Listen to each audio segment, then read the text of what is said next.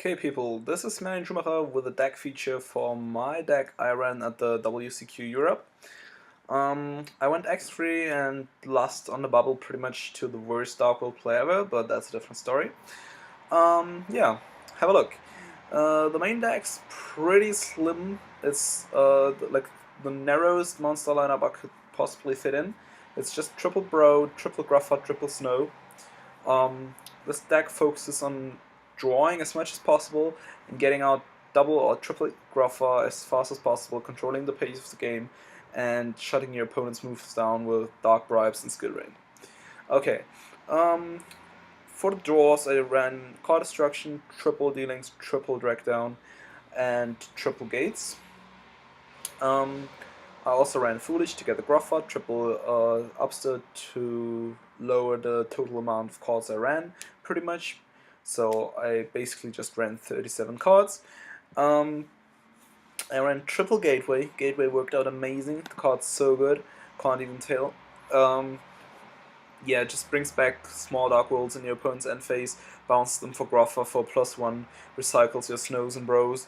Brings back 3k beat sticks like Gruffa with the field spell out of nowhere. The card is just so flexible, so good.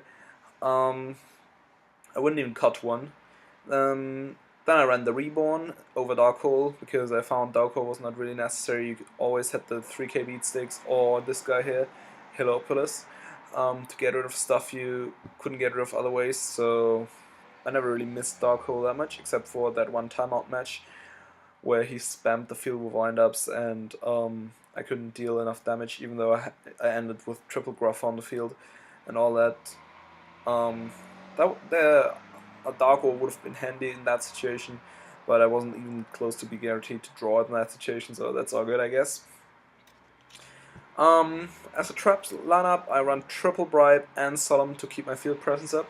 Once I get Gruffa with the field spell and skill ran out, most decks are really low on outs, especially Chaos Dragons and Rabbit. They have to draw the MST in order to get over it, otherwise they just die of beatdown, and I want to keep that way, so I got those 4 counter traps to preserve my field presence. I run triple Record Screed for the speed, same with Hope for Escape. Hope for Escape is a nice tech. I tried it once and Long Down, Peter Gross built this build, so they convinced me to run triple, and that's what I did. So I ended up running 3 of them, and they worked out really, really good. What you basically want to do is draw it early game, push your opponent's life points by upstart, maybe take 1 or 2 hits, possibly from Tour Guide Sangan or something like that, and then draw between 2 and 4 cards, which is amazing. It even happened to me once that I drew 5 with it, like my opponent was on 11k life points due to 3 upset goblins, and I went down to 2000, activated it, paid myself down to 1000, and because the difference was 10,000, which is 5 times 2000, I just drew 5 and went for game that turn, which is amazing. And yeah, all in all, the card worked really good, and there's triple Skill Rain, of course. I want to have Skill Rain in my first hand as much as possible and draw to it as fast as possible because it counters like 90% of the metagame. And yeah, it's a really versatile, awesome control card. That's it for the main deck. My side deck was mainly Spell Trap Hate and countering what my opponent could maybe side in against me.